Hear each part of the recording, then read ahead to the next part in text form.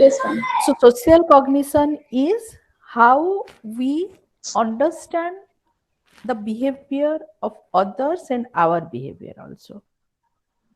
Understanding of both others or themselves, and how we assign some cause to that type of behavior is known as attribution. And social cognition is understanding our behavior, why we behave so, what is the reason behind our behavior is known as attribution. Or when we attribute, assign some meaning or cause to our behavior, it is known as attribution. Social cognition and attribution theory here you will discuss. So what is social cognition? How we think or form some impression about someone. What is the process of forming impression, or what is the process of understanding somebody's behavior around us is mm, the topic of social cognition. How people make sense of the information they have about an individual to form an overall impression, and how that information is stored and organized in our memory. Understood? Ma'am, can we say the social cognition refers to the that how we perceive our society, or what I think about our society? Not about exactly about society, but about the people around us, about the group around us, and the society overall. Okay, got it. Thank you. Or even we form in some impression about, you must have formed some impression about me, though you have not seen me directly. Yes, ma'am. Yes. This is known as social cognition. What type of impression you have formed about me is the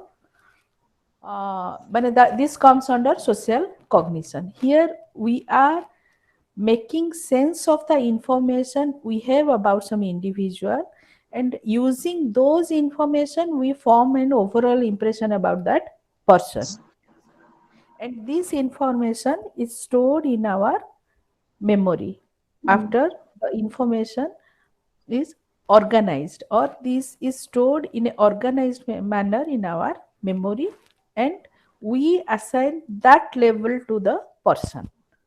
Usually we use a particular term for that person, or we have a particular type of attitude for that person. He is a good person or bad person, I like him, I dislike him. These are the impressions we form. So the this one started with an study by Harold Kelly, Harold Kelly in 1950. So he analyzed how we develop or how we perceive someone, or the process of social cognition. Here he took a group of students, and they were given some impression about a lecturer who was supposed to deliver a lecture to these students. So there were two conditions. In the first condition, Harold Kelly gave some information about the lecturer, that he is a warm person, he is an industrious person, he is critical, practical, and determined. And after getting that information about the lecturer, the students attended the class of that lecturer. And in another condition, Harold Kelly gave some information about a person who was cold, industrious, critical, practical, and determined. The person was actually same, and he gave two different type of information. In the first case, he was described as a warm person, whereas in the second case he was described as a cold person, and rest of the adjectives were same for the person in both the conditions. And the students attended the class of that lecturer or that teacher. After completion of the class, when they were asked about the or what is the impression they form about the teacher or the lecturer, they their response was like the information they had got. Students who were told that the lecturer was cold rated him far less positively after the class than those who were told that the teacher was warm, but the behavior of the teacher was same in both the conditions. So this is how we form some impression. We form a type of idea about a person. This is the process how we perceive someone after getting some information about someone. So here what he found that there certain traits play a important role. Certain traits are very important while forming a general impression about someone, and these traits were known as central traits. And these traits help in organizing the information, and they provide a framework for interpreting the information that is received subsequently. When here in this case, you see that the person was designated as industrious, critical, practical, determined, and warm or cold. Here, the word warm or cold change the perception of those students about the teacher. And the central trait here became warm or cold, and this term became the framework or the foundation upon which they form the subsequent impression about the teacher. So how this impression is formed, what is the process of forming this information, and this has been described as cognitive algebra. Cognitive algebra, where there are two types of models. One is additive model and another one is averaging model. We either use additive model to form some impression, or we use some averaging model to form the impression. And these two cognitive models, these two models has been proposed by Anderson. The additive model was proposed in the year 1965, which says that we simply add together small bit of information we have received about a particular person. Actually, we in the course of interaction with someone, we go on collecting some information about the person. We go on getting some impression about the person, and these bits of information are added together to form an overall impression about the person. Suppose you find someone adventurous, you find someone extrovert, party loving, caring, and you rate him as suppose take a scale of 11 point. You must be knowing about the scale, rating scale, where there are different points, and usually we while forming impression, we rate each of the quality of the person in that scale, and we go on adding those qualities or those points for each of the qualities, and the sum is known as the overall impression. Suppose we give 4 point for his adventurous nature, 8 point for his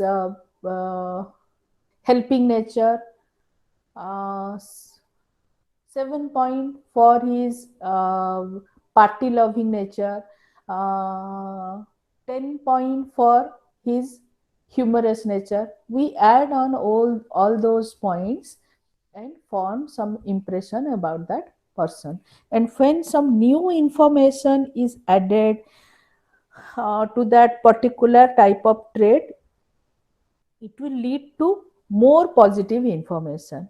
Or if some new information which is negative to this line of information is added, it becomes little bit lesser or little bit negative. This is about the additive model. And another one is our averaging model. Excuse me, ma'am. Uh-huh. Ma'am, this addition of perception or information about someone, isn't it very difficult to accept and cultivate? No, it's not difficult. Actually, this is the practice we usually follow, that we Oh, don't know, that we are developing the information, developing some impression using this formula is is done unconsciously or subconsciously, of which we are not aware. Huh? but ma'am, if the information that we already have, means on the perceptions we already carried about someone, and Hmm. if we are getting a different view or angle to that, maybe a Hmm. contradictory, then Contract. Hmm. really difficult to perceive, I guess. It's a No, doubt. I want to no, know how no, that. no. It is about the actual process that goes on in our mind, but we are not aware that we are actually following this one. And Oh, here Anderson has uh, given a explicit description of the process that goes on in our mind. okay, ma'am. Thank you, ma'am. Huh? Huh. Please carry on. Another one is our averaging model, and this one is we have discussed about the additive model. Now we'll discuss about averaging model. Here also we go on adding those numbers or the rating. Whenever you see someone, you actually suppose suppose I ask you about Sushant Singh Rajput. How will you describe him? What is the impression you are having about him? You will He's a young, definitely. Huh. talented actor Hmm. who About his suppose personality, how, what type of person he is. so academically he was good, but Uh, personally we cannot say anything because we don't know him personally. okay, you don't know him personally, but when watching him in any reality show, you must have formed some impression about him. Yes, like Or if I'll speak about tell me my something. impression, Tell is me something about very Modi. down. Yes, You know him personally, professionally no, and personally. You have some yes, impression about how professional he is and how, what type of person he is also. Huh? yes, ma'am. Though you don't have interacted with him directly, you we form some type of impression that which type of person he might be. And when we add, so suppose say as far as I know, or as far as I have observed Sushant Singh, he was very introvert, he was very soft spoken, he appeared as a very obedient boy or very obedient son. He appeared some intelligent, studious compared to all other actors in the industry. And that the main central character here is, what I have some information about Sushant Singh is, he was an introvert person. He was very lonely person, and when he committed this suicide, my totaling of the of all these character all these qualities became high, because suicide on the people who are alone, people who are introvert, who cannot express their emotion, who cannot um, release their stress, commit suicide. And this is committing suicide is also a symptom, or we can say the outcome of being alone, being depressed, or introvert personality. So my addition became stronger or became more positive with this one, Susan Singh's committing suicide added to the previous addition that he is an introvert boy, or he was an introvert boy. And another model is your averaging model, where we go on adding, adding, and we get an average out of that addition.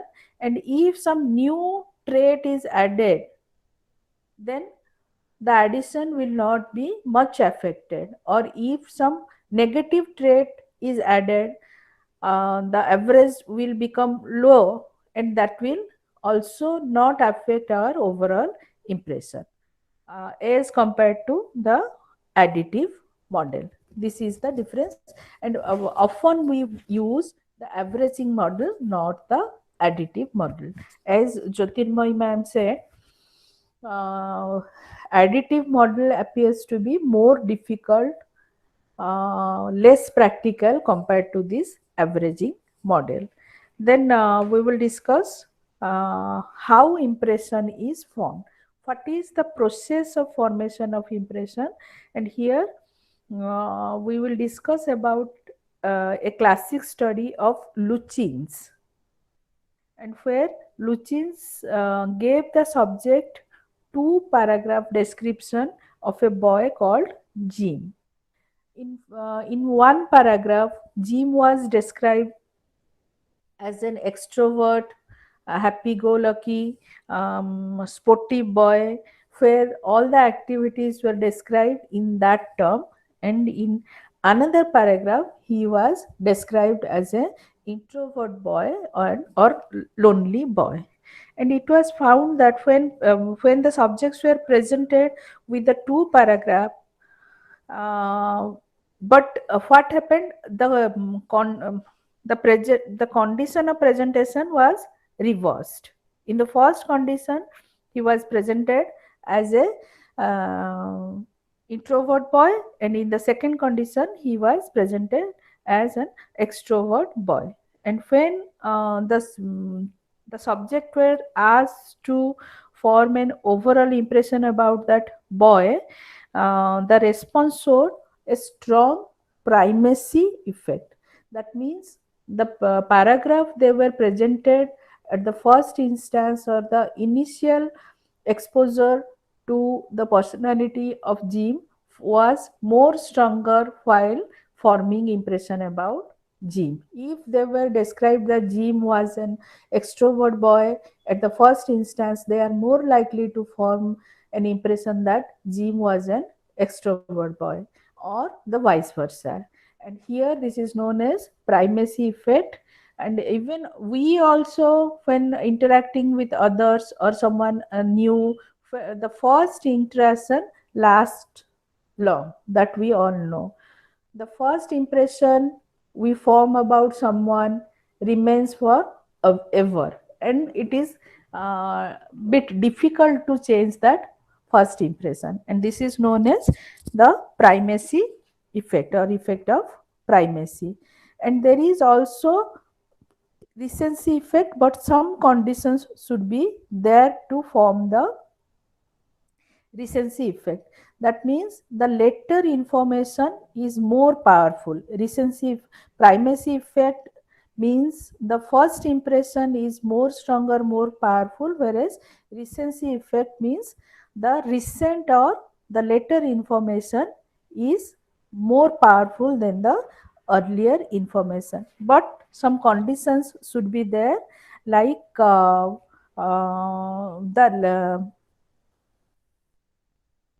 like the later information is more important or more powerful than the second impression. When they Mm, Sorry to interrupt, ma'am. But you said what we perceive initially, our first impressions last long. uh, Isn't it contradictory that because we categorize those things in primacy effect, But Uh, mm, recency effect, if you are saying that is more powerful than that, I'm just Suppose confused. we have got some adjective mm, which are a bit moderate description about the person, and in the later case we get some stronger information which compared to the first one. Okay, so it depends on the information. Huh. Then only We cannot recency say effect. that Hmm. primacy is less powerful than recency or something like The common form is primacy effect. that. Okay. The common or the most easy form is primacy effect. If we get some stronger information later, then we are more likely to change our impression about that person. And here the recency effect works. Okay, so it all depends on the content of the recency effect. Content of the information. Content of the information. If it is stronger than the previous one, then we are more likely to Change it, change. or else You continue know with. someone, you know one of your friends who is very shy, very homely, very agreeable girl, but recently you find her in a pub dancing Okay, with um, uh, three, four boys. What will be your impression? Your first impression will go away.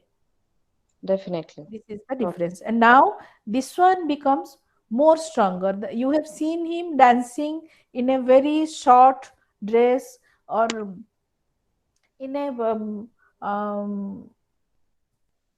I got it. you I got it. I understood, huh.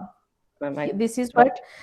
recency effect. And if But the in time general, ma'am, in uh, general, which is more strong? more stronger information compared to the previous one. Okay.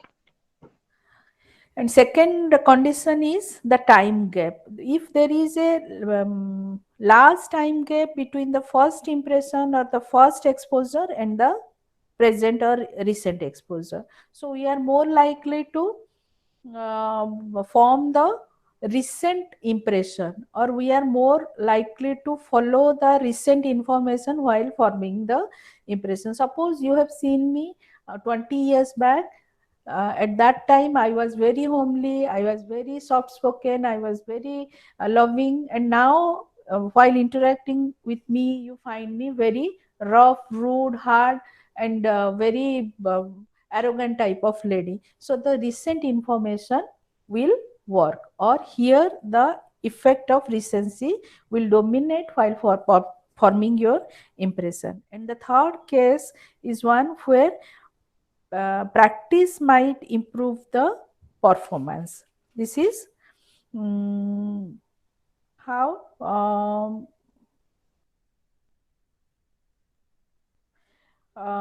suppose you know in your initial information you knew me as a poor player or poor batsman.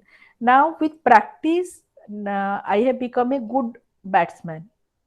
So here the recent information will help you in forming the impression, as batting has been improved with practice. So these are the three conditions where recency effect works, and primacy effect is the simplest form of, or the easiest or the most common form of forming impression.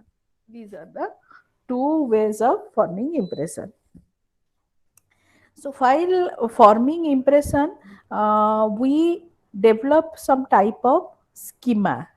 We develop some type of schema. These are organized body of information that are stored in our memory, and this provides a representation of the way in which we perceive the social world, or we come to know that the social world operates in this way. Suppose we develop or we have a schema of um automobiles. Automobiles means something that runs on the road, that helps in transporting, uh, that has wheels. These are the different qualities, and we organize those information under one head, that is automobiles. We can have a we are having some schema about a teacher, one who taught us in our primary school, or in our kindergarten, in our primary school, in our graduation, or a professor in any university. We have a schema that teachers. Hello. Uh, Yes, ma'am. Sorry to interrupt. Ma'am, uh, I don't understand this schema. What is that? Would you like to just brief it? What is this? uh, we are I discussing don't have about that. we are discussing about forming some impression. So Okay. how this impression is stored? It is stored in the form of schemas. Okay. What is schema? These are organized body of information that Okay. we have in our memory. Okay. Thank you, ma'am. Suppose we form some schema about a player. So we organize some ideas or impression or information about what should be a sports person. These are the qualities of a sports person: one who plays football, one who plays in the ground, one who wears a different type of costume, one who plays with ball, bat, horse, racket. These are the things we organize and keep it in our mind, that is in the form of a schema. And after forming the schema, prototype is developed. Prototype is particularly the personality type that we derive in case of person perception, that are organized into schema, is known as prototype. Prototypes are schemas that organize a group of personality trait into meaningful personality type. Suppose we take the example of a sincere person. So what should be a sincere person? What are the qualities of a sincere person? Whether this person is sincere or not, whether this person is having the qualities of a sincere person or not. We refer the prototype while forming the information impression, or thinking about a particular person. Then we will discuss about attribution. This is basically explaining the cause of behavior. As human, we have a tendency to assign some cause to the behavior of others. Even our behavior is explained in terms of some reason. I copied in the exam because I didn't know. I became late because the auto came late. For every action, we give some explanation, or we assign some cause, or we discuss our behavior in terms of some cause always. This is known as attribution. Attribution can be, or the process of attribution is an individual's understanding of the reason behind his or others' behavior. Hello. Hmm. So how we attribute something or attribute some cause to a behavior? Please mute your mic. So no. Hello.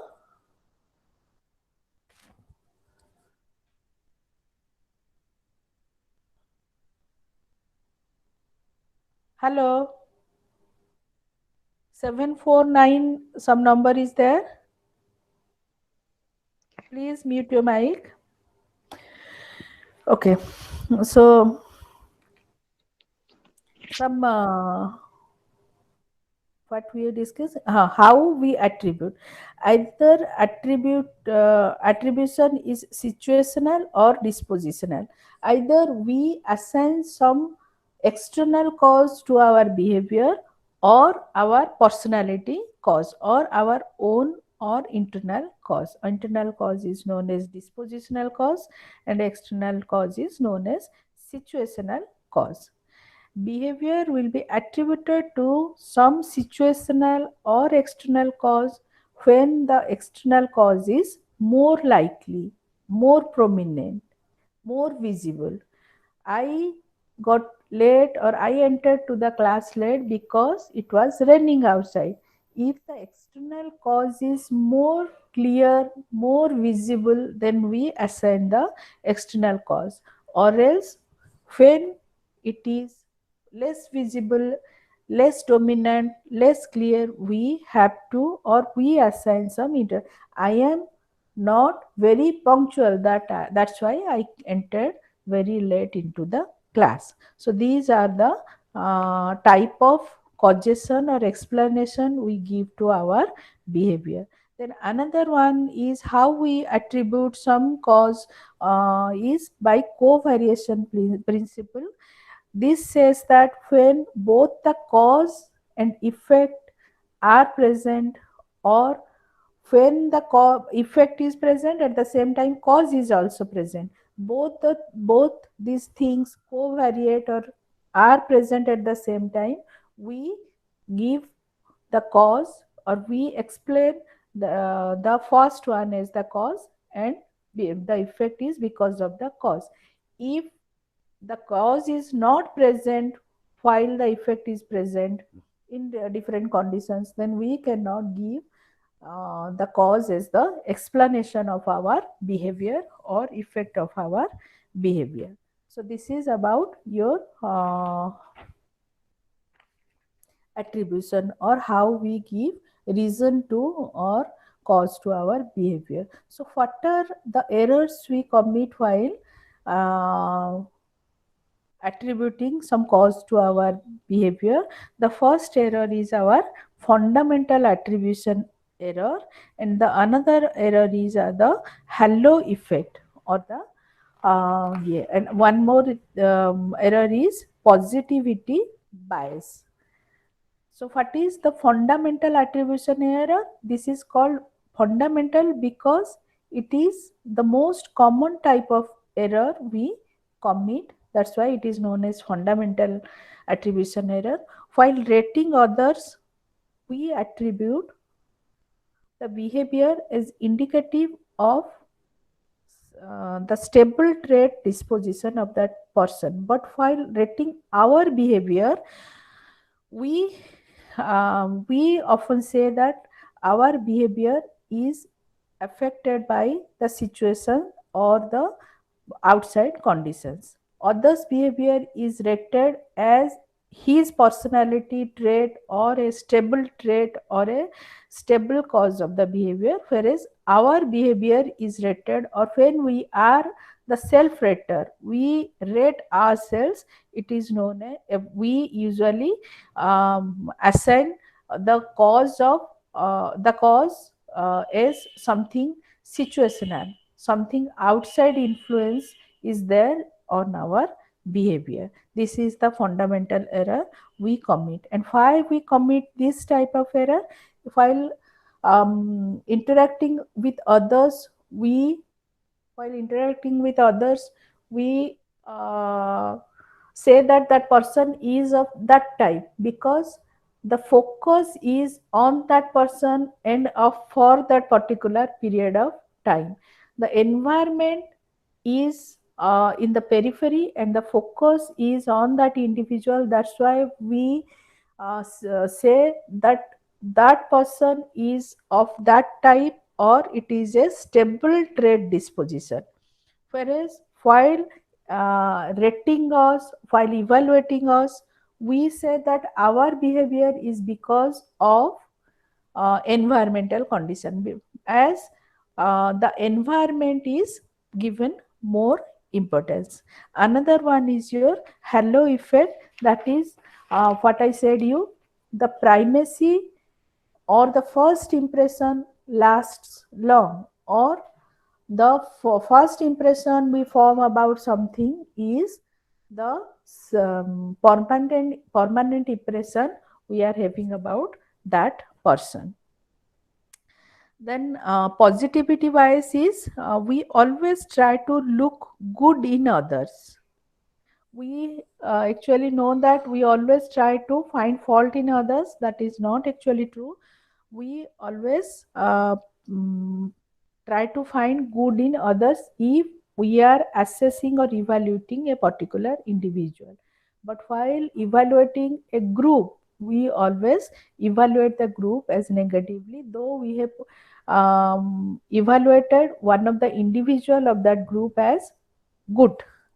And always good outcome or good behavior is because of internal disposition or internal characteristic or personality characteristics, and usually the bad outcome or rough behavior, bad behavior is because of external condition. And why people have a tendency to view other people around them as positive. Here, one explanation is given through Pollyanna principle, where it is said that we enjoy being surrounded by pleasant world or good world. Thus, we hope that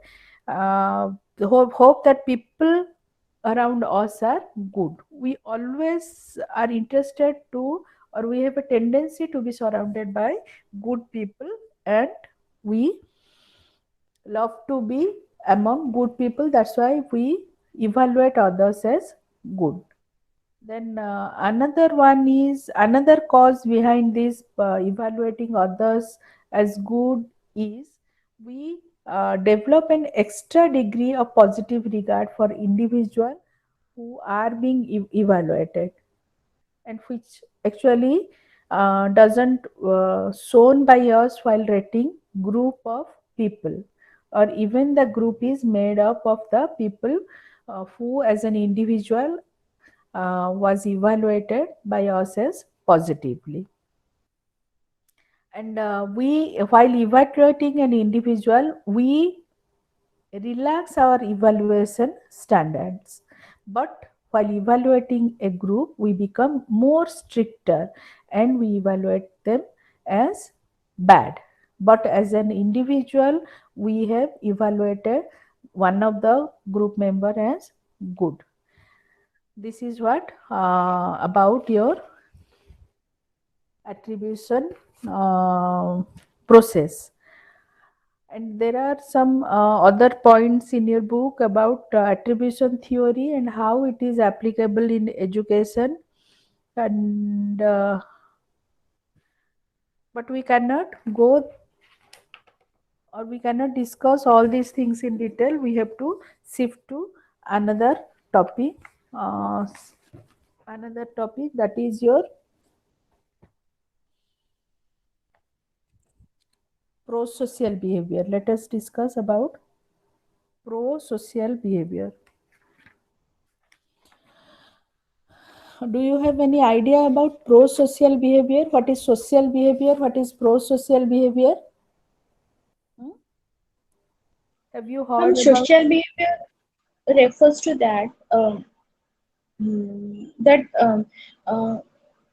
that is acceptable for a society, or the majority of a group, or the majority of the society that behave like a same, that we behave, that is known as social behavior. The behavior is acceptable by others. Our behavior is acceptable by others. That is social behavior. Or the behavior that is harming others, or that is not acceptable by our society. That is that we can say that is social behavior. Okay, pro-social behavior actually is the helping behavior, or it's a voluntary behavior to help someone else or to Okay, benefit ma'am. others by way of helping, sharing, giving, and comforting. Pro-social behavior is actually performed selflessly to benefit another person.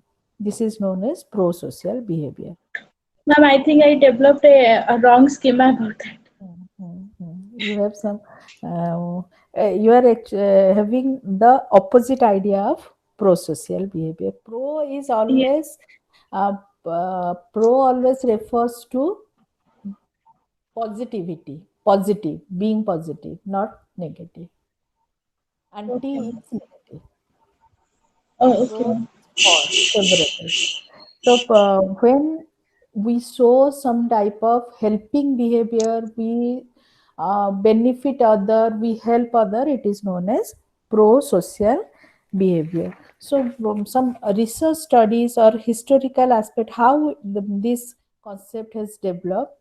Uh, some researches were done in the initial year during uh, early 70s. This concept developed as a particular or distinct behavior, though it is there within us, but this term or this concept was identified during early 70s, and it was on March 13, 1964. uh, Kitty Genovese, a nurse, was returning from her office at the night. She was being attacked by someone, and there were 40 houses in that area. These studies show that the light of all the houses were switched on. All the people, that means all the people witnessed how Kitty was being stabbed by the person, how Kitty was being followed, stabbed, and murdered by that person, but nobody came to help her. So, what is the reason behind not helping Kitty? How we actually behave pro-socially, or what are the conditions that are required to show pro-social behavior, or how people show pro-social behavior can be explained from this study, or this is the first study that initiated or that triggered the idea of pro-social behavior among the social psychologists. So nobody came to help her, but one of the member of any house said, "Leave her." That was recorded, but nobody came to help her. When the incident took place, almost 38 houses were uh, observing or witnessing the murder. When they were asked later that why they did not help, some explanations were given by them, and that is the basis of pro-social behavior, or that determine the factors of pro-social behavior. The main reason or main factor of not helping her was the bystander apathy, known as bystander, bystander apathy. That means the people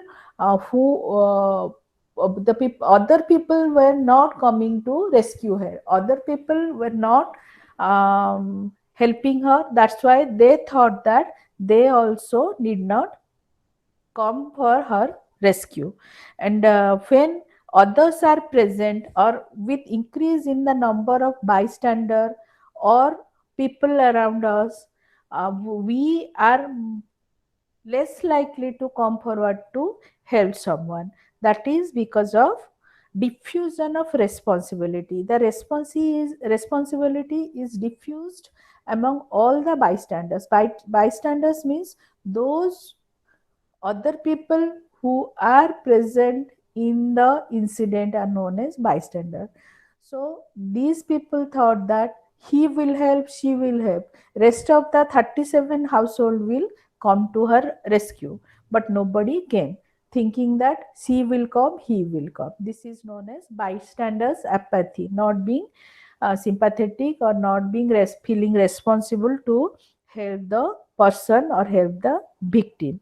So, with increase in the number of bystanders, there occurs diffusion of responsibility, and they also explained that, or they also felt that actually response is was not required, or they need not come forward to help her, because it is something regarding Kitty Genovese and her lover, and it is their personal issue, and nobody should come to, or others should not interfere in her personal matter.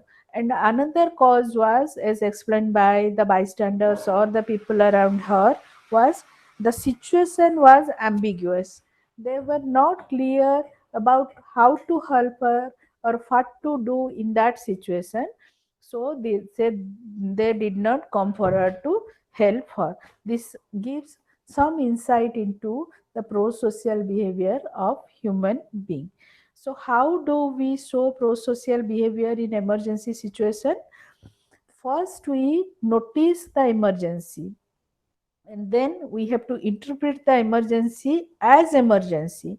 Those people did not realize that that was an emergency, so they didn't come to rescue her. And the third stage is assuming that it is your responsibility to help, owning the responsibility that I have to come forward to help her. And then we should know what to do and what not to do. If we don't know what to do, then how would we show pro-social behavior or helping behavior? And the last one is making the decision to help, or deciding how to help, or deciding that I should help her. So these are the stages of pro-social behavior in any emergency situation. Suppose, take an example that you have seen some accident on a on the road. Whether you will show pro-social behavior or helping behavior or not, that follows these steps. The first, you have to notice the emergency. Suppose you are in a hurry, suppose you are going to your exam, you will never show helping behavior, because your focus is somewhere else. You are concerned about your exam. You are not likely to notice the emergency situation, or you are not likely to feel that situation as more important compared to your exam. But you are going to market, or you are roaming around with your friends, then you are more likely to show prosocial behavior or helping behavior. Then the second stage is you have to interpret the emergency as emergency. Suppose you find that person has fallen down from his scooter, and he on his own stood up and picked up his scooter and or started his scooter. You will not going to help him, because you don't find that situation as requiring your help, or that is an emergency situation. And third one is your assuming your responsibility to help. Suppose the road, there is no one on the road, you and the victim is on the road, then you will assume, or you will take the responsibility of helping the victim, or helping the person who is being injured, because nobody else is there to help that person, and it is your and only your responsibility to help that person. Nobody is there. But suppose there are 50 people's the 50 people commuting the road, there are 50 people near the accident spot, you are less likely to show prosocial or helping behavior. Here the diffusion of responsibility occurs, and the responsibility is diffused among the rest of the 49 people present in that incident, or present around the incident. And suppose you don't know what to do, you don't have any idea about how to help that victim or help that person, then you are less likely to help, less likely to show prosocial behavior. But you know what to do, then you will come forward to help that person. And the last one is making decision to help. Finally, you decide that it is you, there is only one person, and that is you to help that person, and you know what to do, and you have time, you are not in a hurry, then you finally make the decision to help that person. and go forward to help that person. So this is about how the prosocial behavior occurs in an emergency situation, or we can say the steps of response in any emergency situation. The next one is factors affecting prosocial factors affecting in the prosocial behavior. First one is your physical attractiveness. If the person you are helping is attractive, then you are more likely, or we are more likely to help. And it is shown that, or it has been studied that people who are physically attractive receive more help compared to the people who are less attractive. This is one this is different this is shown by different studies. And another point is similarity and kinship.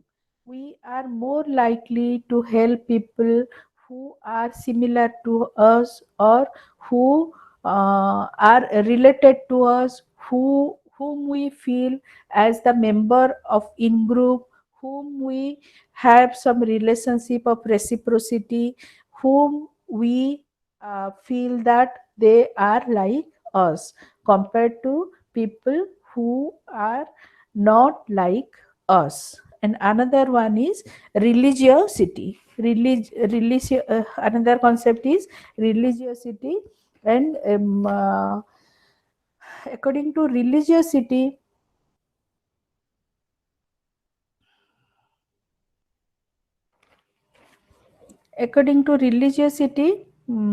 helping is always seen as a virtue or a humanitarian value. And to prove that we come forward to help, and you human are usually helpful. Then another one is victim perspective. When we are primed about the victim perspective, or we are given some hints about the victim perspective, how the victim is feeling, or um, what is the perspective of the victim, we are more likely to help. The next one is our personal experience, or this is also one of the important factors that increases pro-social behavior among us. Now we are discussing about the factors that influence the pro-social behavior. We have already discussed about physical attractiveness, similarity, religiosity, and victim's perspective. And personal experience, if we already have experienced the same situation, we are more likely to come forward to help or show for pro-social behavior. Suppose suppose you have met an accident few years back, and you were left alone on the road, and now when you see someone being injured or met an accident, you will definitely come forward to help that person. It is seen that rape victims are more likely to help the uh, people who are being raped now, or who had experienced rape. They are more likely to help the present rape victims. And another one, or another factor is identifiable victim effect. That is, if you know the identity of the victim, or the victim is in front of you, or you know the victim, or you can see the face of the victim, you are more likely to help the victim or help show pro-social behavior, compared to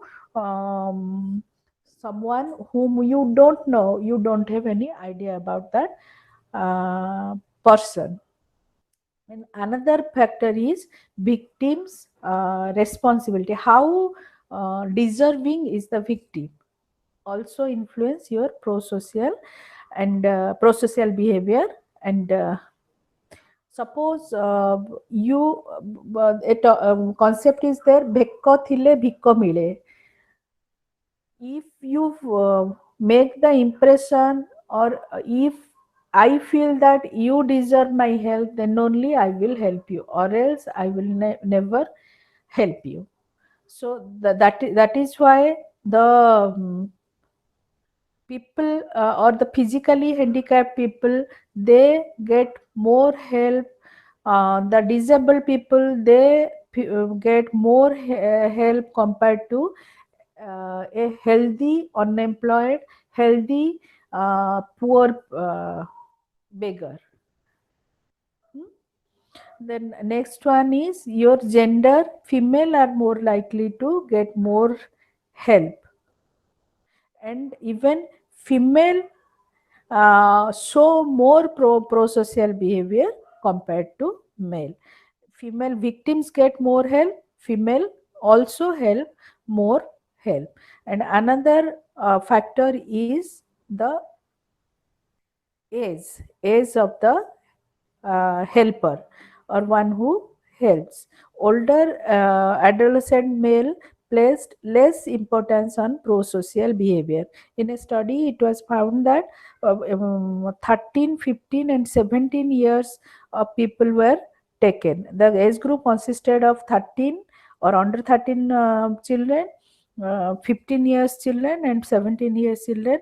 The 13 years children were more likely to show pro-social behavior. So another factor is the personality type. Which type of people are more likely to show pro-social behavior, not reciprocal behavior? Because we don't meet an accident, we don't beg for uh, help from someone. We Here we are mainly discussing about the helper. What should be the personality of the, or how, which personality people usually show prosocial behavior? Those who are sociable, those who are low on shyness, those who are extrovert, and those who are agreeable individual, they are more likely to show prosocial behavior. And again, one more thing is there, people agreeable individual were more likely to help an outgroup member than low agreeable individual. But agreeableness was not associated with helping in group members. So these are the factors that influence the pro-social behavior, how one gets help and how one renders help. Even when we are in a good mood, or when we are in a positive mood, and when we are feeling good, we are more likely to show helping behavior.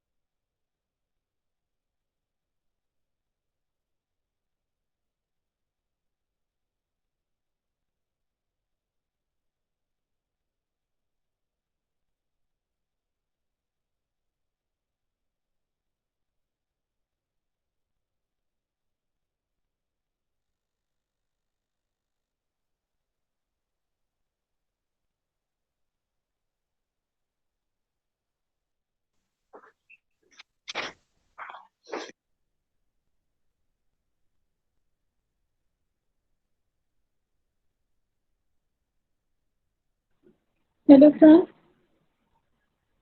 Can you hear me?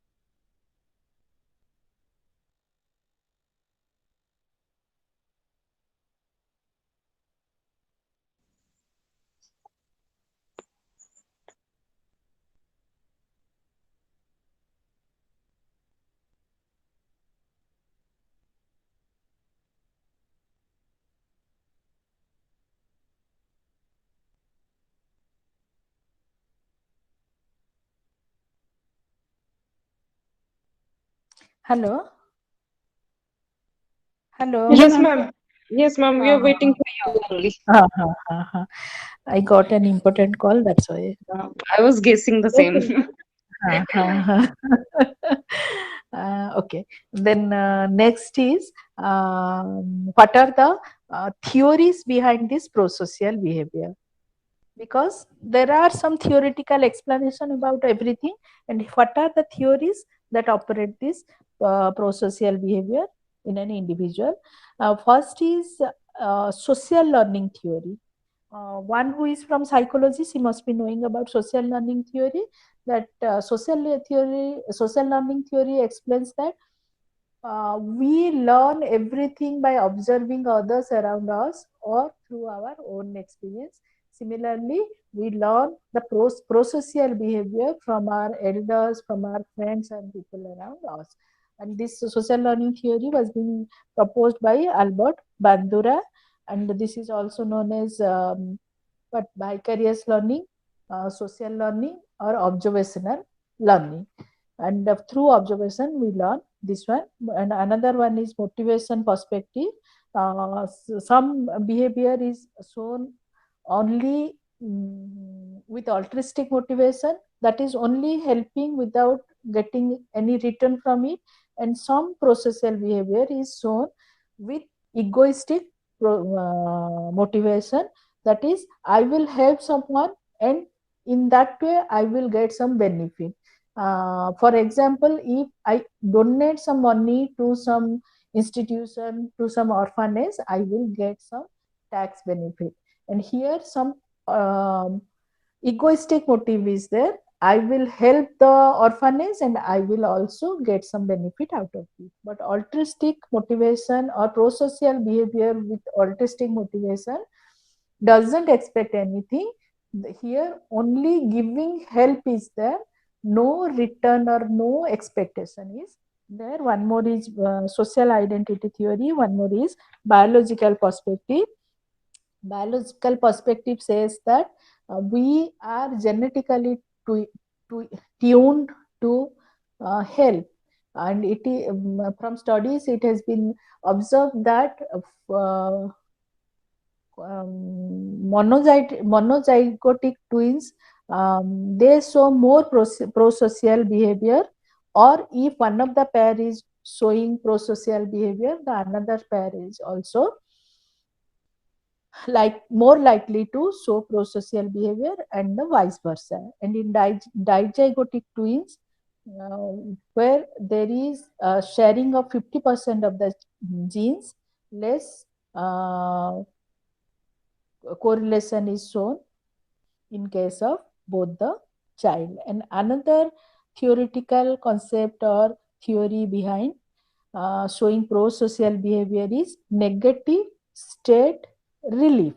negative state relief. When we see someone in problem, the helper or we experience some empathetic concern, or we develop some empathy or some concern for that individual, and such concern or such empathy is usually associated with sadness, and we try to help that person to get relief from that sad feeling. When we see someone or when we find someone in any trouble situation, or someone is needing our help, we feel sorry, we feel sad for that person. That creates some negative emotion within us, and we have a tendency to relieve ourselves from negative emotions, negative feelings, unpleasant feelings, and we try to help that person to help ourselves, or to get relief from that negative feelings. So this is about your pro-social behavior. Rest you will study. And now we will discuss about your aggression aggression and violence. Now we have studied about pro-social behavior. The exact opposite is aggression or harming someone. While pro-social behavior refers to helping someone, aggressive behavior refers to helping someone. Aggressive behavior refers to harming someone, either physically or psychologically, or with words, or by saying bad words, and ruining one's reputation. Everything, all these things come under aggression. it may be um, it may be hurting someone physically, or by spreading bad words, by ignoring someone in a group, by destroying some property. You all must be knowing what aggression or aggressive behavior is. And aggressive behavior is thrown throughout the life. Aggression doesn't only refer to causing physical injury or physical harm. Understood? It doesn't only refers to physical harm only. It can be verbal, it can be destroying property, it can be humiliating, demeaning others. All these things comes under aggression. When or as a child we show aggression, or as an adult also. Throughout the life people show aggression, but the form changes. In the early age, children show aggression by kicking, biting, showing tantrum, crying, screaming, throwing things. And by the age of 24, by the age of 24 months, 18 to 24 months, children usually show proper aggressive behavior. And initially the aggression is purely physical, but gradually as we grow up we show different type of verbal aggressive behavior also. As a child, the aggression involves all these things like crying, screaming, throwing, kicking. But as we grow elder, or as we grow up, the aggression can be teasing, bullying, fighting, irritability, um, cruelty to animal, destroying others property. All these things become the type of or expression of aggression. And as group behavior develops, group fights, use of weapons, this becomes the type of showing aggression. And as an adult we show different type of aggressive behavior like psychological harm, humiliating, malicious gossiping, all these things become the type of aggression. So aggression, clinical classification of aggression. Aggression, one type is reactive, defensive, affective, impulsive, or hot-blooded aggression, and these are often violent responses, physical or um, verbal aggression initiated by others that is relatively uncontrolled and emotionally charged. The first type of aggression, that is affective, reactive, defensive, impulsive, hot-blooded aggression. These are uncontrolled and these are emotionally charged, and these are usually in response to the physical or verbal aggression initiated by others.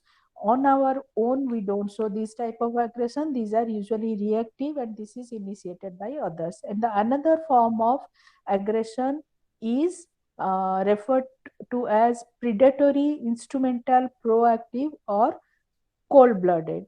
And these type of aggression are controlled, and these are also known as purposeful aggression. And these lack emotion. And these are usually this type of aggression are shown to achieve some desired goal or to control others. So basically there are two type of aggression.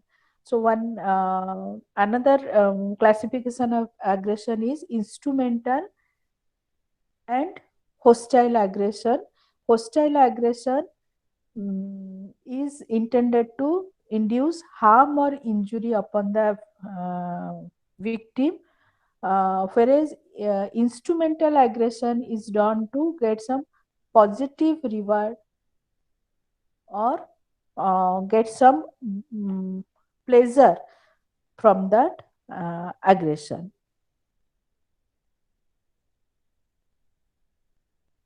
And another one is proactive reactive, as we have discussed in the clinical classification. This proactive is initiated without provocation, whereas reactive is in response to some provocation or attack by somebody else or others. So these are the type of aggression. And how to measure aggression? How can aggression be measured? Different type of measurement techniques are there. One is your rating scale, where we won't rate ourselves as aggressive. We will always rate ourselves as non-aggressive. And rating scale is given to either the mother or the teacher who rates us or the child's aggression level. And another technique is self-report measure, where some statements are given and the individual rate himself or herself in a 5 point or 7 point scale about that statement, whether I show this type of behavior, whether I show that type of behavior, whether I think so or whether I don't think so. And we rate ourselves, and that helps us in measuring the level of aggression within us. And one more technique, or the third technique, is the observer's report, where the nurses in any psychiatric ward rate the psychiatric patient, and they rate after observing the behavior of the psychiatric patient, and they give a report of the behavior of the psychiatric patient. We also can know the rate of or level of aggression, or whether one is aggressive or not, by the official files from the office of police, court, or any correctional agency like juvenile home or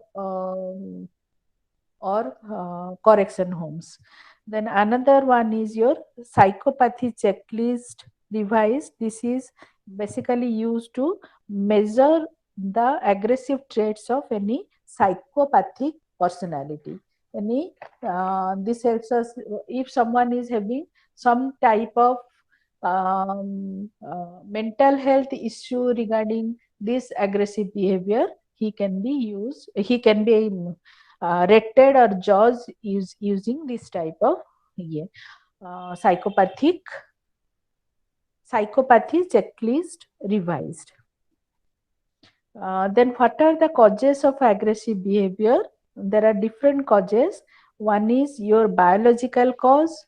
Under that, we will discuss different subheadings, and another one is your environment and gene. If under that, we will discuss different subpoints. So, under biological cause or physiological cause or neurophysiological cause, we can categorize it into different heads. One is your brain dysfunction. If there is any abnormality in the brain or there is any dysfunction in the brain, that usually is reflected in terms of aggressive behavior.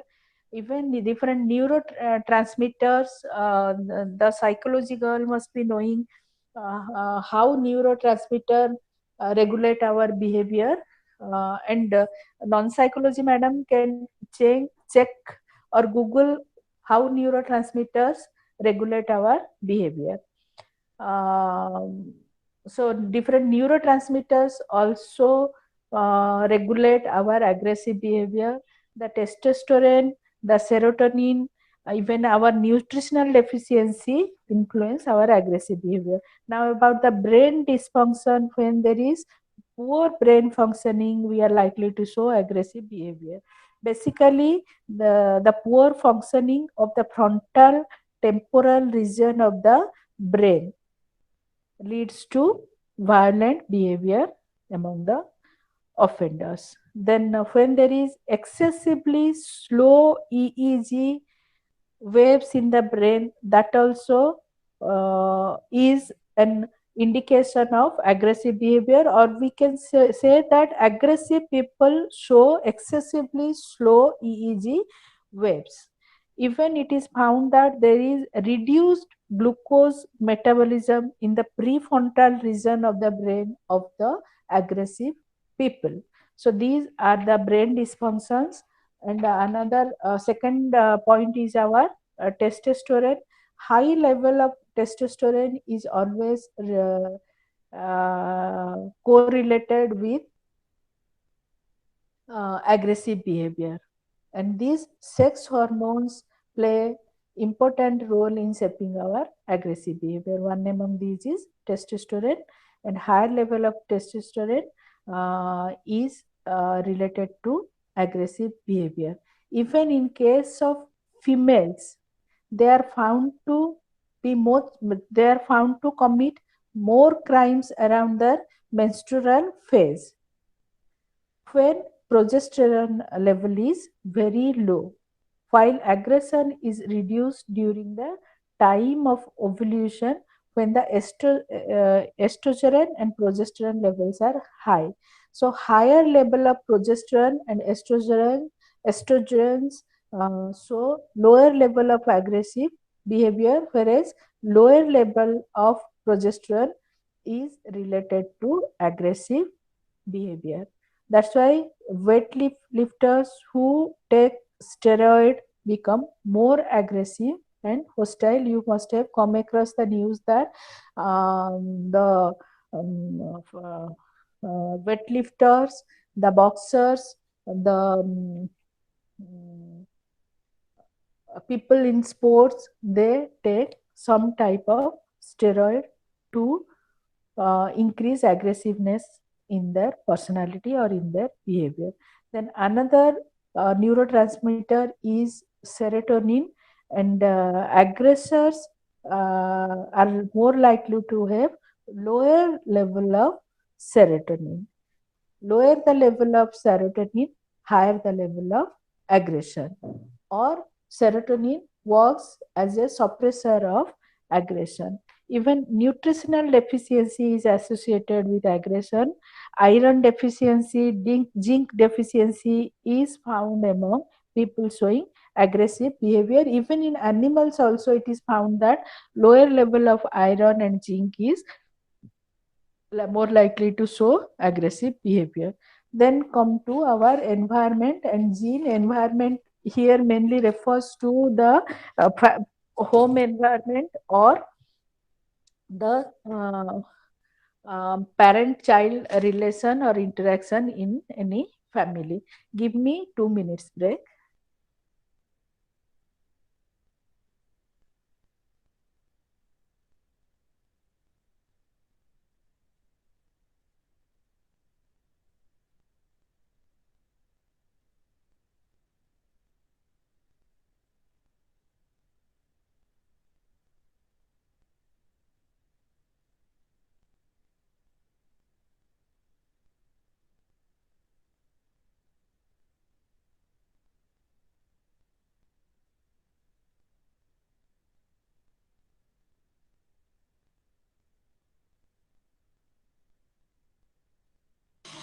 Hello. Hello. Yes, Yes, ma'am. ma'am. Huh. Huh. So now about the environmental conditions that leads to aggressive behavior or that act as a facilitator in showing aggressive behavior. Mainly the parent rearing style, the parent-child interaction pattern, the parental influence on children, and the difficult friend and school environment. Even the predisposing characteristics of the child act as a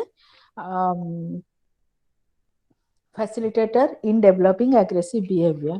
So, what are the rearing styles that helps in developing this type of behavior? Actually, poor supervision from parent, erratic and harsh discipline from the parent, parental disharmony, rejection of the child, low involvement in child's activity. These are the things that leads to aggressive behavior in the later life of the child.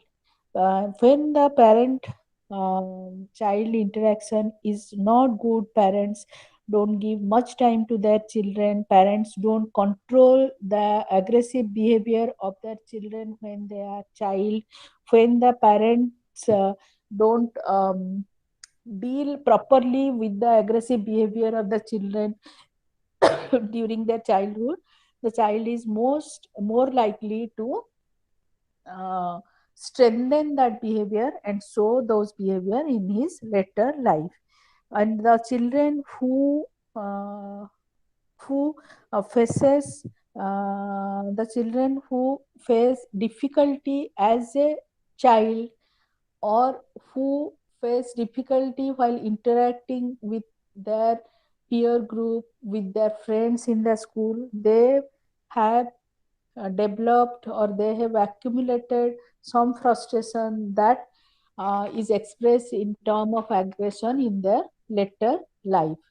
And children who are hyperactive, who have a delinquent personality, they are also more likely to show aggressive behavior. Then about the environmental stressor, what are the environmental conditions that pushes us, that forces us, or that increases the aggressive behavior in any individual? Actually, temperature, crowd, noise, pollution, these are the things that forces us or that induces aggression among us. Higher the temperature, we are more likely to show aggressive behavior.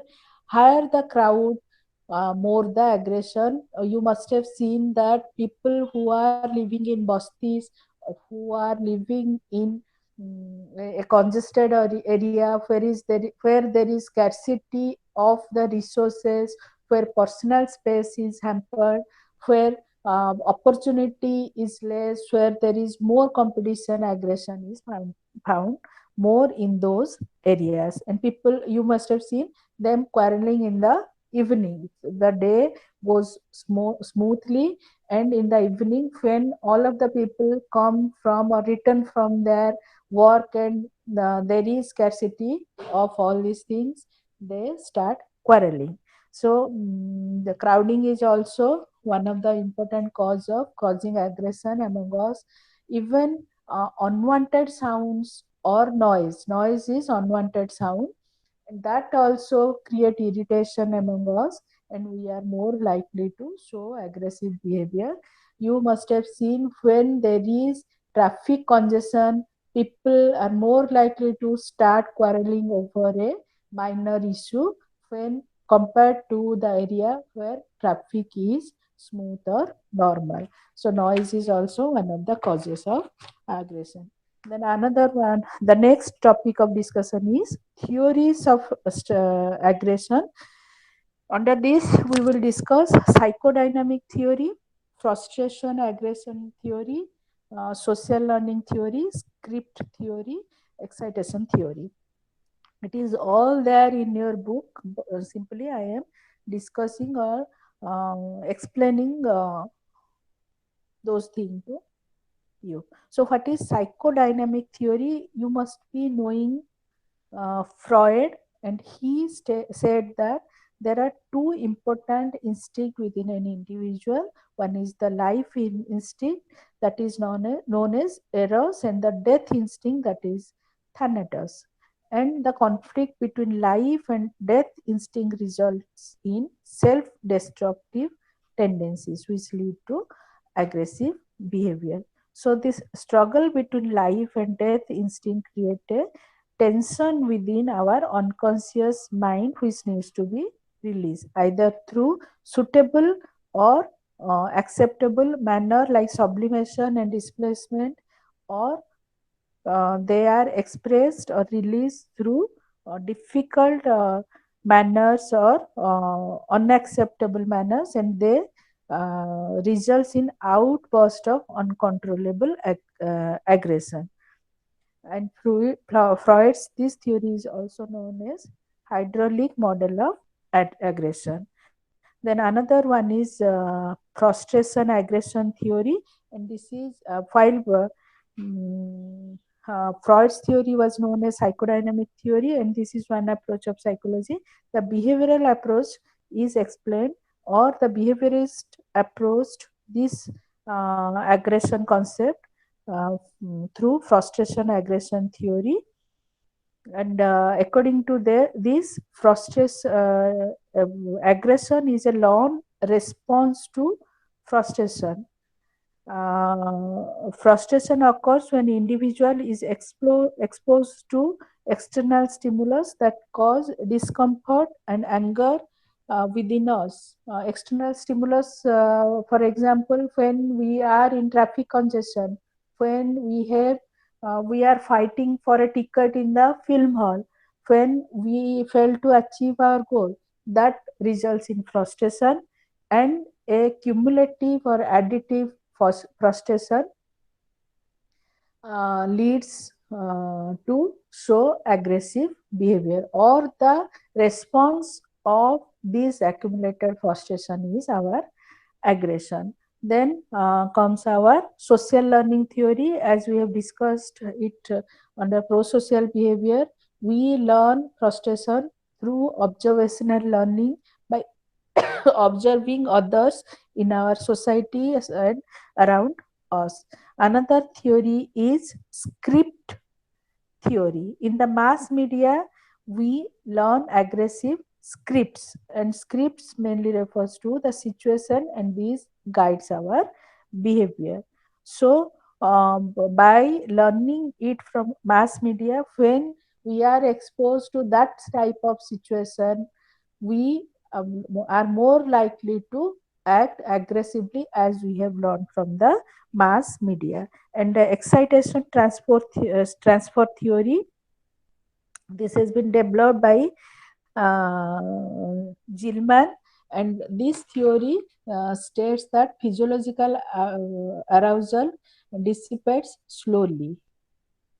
When two arousing events are separated by a short amount of time, arousal from the first event may be misattributed to the second event. If the second event is related to anger, the additional arousal should make the person even more angrier.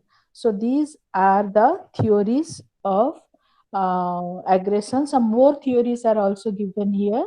One is your social interaction theory, social information processing theory, general aggression model. These are also given. We will not go in detail to that. Now, how to reduce aggression? To reduce aggression among children, parents are the main target. If the parents are trained how to handle the aggressive behavior of the children, we can reduce the aggression in one's life from the very childhood by developing different program, by training parents and the children, by showing videotapes, by managing hyperactivity of the children, and even interventions at school can also help in handling aggression among children. So this is about your aggression. Now we'll discuss about interpersonal attraction. Only 15 minutes is left. What is interpersonal attraction? This is one interesting area of study in social psychology. It's the force that binds two people together, and it helps them to stay together despite all the odds in the relationship or all the odds they face. This is a binding force that binds two individuals, or it is a force that attracts two individuals to become friends, two individual to become together for a longer time. And what are the factors that contribute this interpersonal interaction? That is the physical attractiveness. Though we know that beauty is only skin deep, at the same time we also say that a book is judged by its cover. So when we come across any attractive person, or when we are attracted by the physical beauty of someone, we are more likely to develop friendly relationship or get attracted towards that person. The reason behind this is that we believe that there is more physical beauty.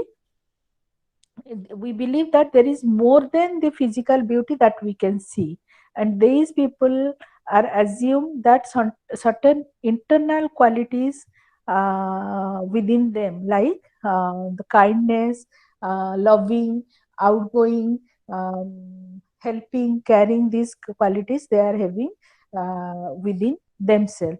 That has been judged by the outer beauty. And first thing that attracts is the physical beauty of someone. Then second one is the proximity. More nearer we are in the physical area or physical distance, the less the distance between us, or more nearer we are, more likely we are going to develop attraction among us. That's why people living near, they are usually friends. Suppose think of your school days. You were friends, or you liked, or you wanted to interact more with the people who were staying in your area. You shared your auto with them. You discussed more about your studies. You took help from them. This is the attraction, or this is the friendship you had in your school days with the people who were staying in your locality. And this is because of some reasons, like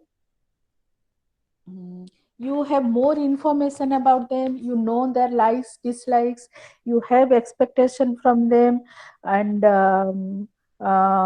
you share the same problem, same issues. That makes you closer.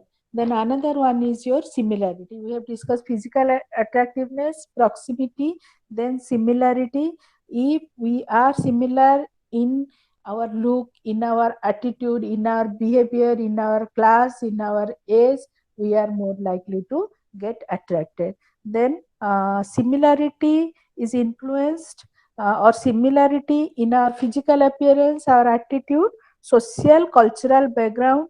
When we are similar in our personality, when we are similar in our interest, activity, we are similar in our social skills, in our age, we are more likely to get attracted to those people. Then um, theories explaining mm, interpersonal attraction. So first is your social exchange theory. In our last class, I was saying something about social exchange, and this is a social and psychological theory that studies the social behavior in the interaction of two parties that implement a cost benefit analysis to determine the risks and benefits. And if the cost of the relationship is higher than the rewards, such as lots of money, effort, time is put in the relationship, and it is not reciprocated, this will weaken the relationship. So when we involve in any relationship, or when we develop any relationship, as I said in our last class, we unconsciously or subconsciously do a type of calculation how much we have to give and what much we are going to receive. If it balances or getting is more than giving, then we are more likely to involve in that relationship, or we get attracted to that type of relationship. And another one is your evolutionary theory. This theory says that the evolutionarily why men are attracted to the opposite, people are attracted to the opposite sex, or men are attracted, or what are the condition that um, a man seeks in a woman, or what are the conditions that a female tries to find out in a man while developing a relationship or getting attracted. And it is seen that it is seen that male are more likely to mm, search or find out the physical feature that is related to fertility in a woman, whereas women is more likely to search the qualities like the ability to provide resources and protection in a male. Uh, mm, this was done in the primitive stage of development, or primitive stage of evolution. Even still now, female always search how capable that individual is, or how capable that man is, or that male is, who is doing a good job, who has the ability to provide resources, whether the man is physically sound to give security or protection to the female. And man at this age also tries to find whether the female is healthy, if she can give birth to a healthy child, if she is attractive. These are the qualities that the person wants to have in a male or female. So this is about your interpersonal relationship, and in tomorrow's class we will discuss about group group dynamics and all these things. Any doubt till now? Jyotirmay? No, Ma'am, ma'am. hello. Hello. Mhm. Yes, ma'am. There is only two theory. One is social exchange or evolutionary. No more Evolution. theories. Some other theories are there. While preparing for your exam, you go through those theories. I'm Okay. just briefing you about the theories of interpersonal attraction. Some other theories are also there, like your reciprocity of liking rule. This is also there, and how rewarding reduces anxiety, stress, loneliness, and enhances self-esteem. And this way, this helps us to enter into in any relationship, or how this develops interpersonal attraction. Hmm? Okay, Okay. ma'am. Okay, then thank you. Thank you, ma'am. Thank you. Thank you. Bye. Ma'am, are you feeling good? Today I'm feeling better. Today Okay, I'm ma'am. feeling better. Good. My Have a university good day. has reopened and I have to go to university now.